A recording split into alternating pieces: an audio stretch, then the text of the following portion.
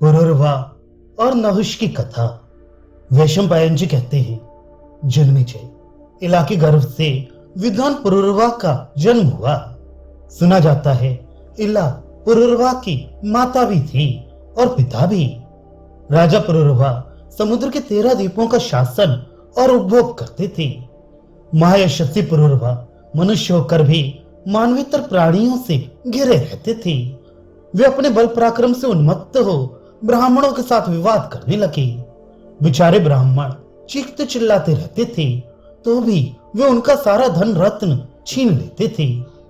जन्मेजय ब्रह्मलोक से सनत कुमार जी ने आकर उन्हें बहुत समझाया और ब्राह्मणों पर अत्याचार न करने का उपदेश दिया, किंतु वे उनकी शिक्षा ग्रहण न कर सके।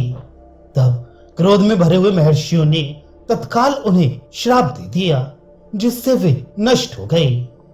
राजा पुरुरवा लोक से अभिभूत थे और बल के घमंड में आकर अपनी विवेक शक्ति खो बैठे थे। वे शोभाशाली नरेशी गंधर्व लोक में स्थित और विधि पूर्वक स्थापित त्रिविध अग्नियों को उर्वशी के साथ इस धरातल पर लाए थे।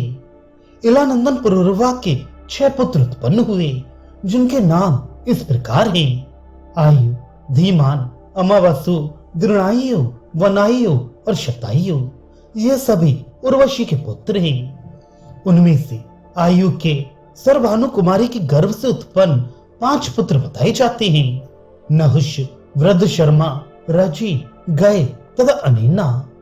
आयुर्नंदन नहुष बड़े बुद्धिमान और सत्य पराक्रमी थे। पृथ्वीपति उन्होंने अपने विशाल राज्य का धर्म पूर्वक शासन किया।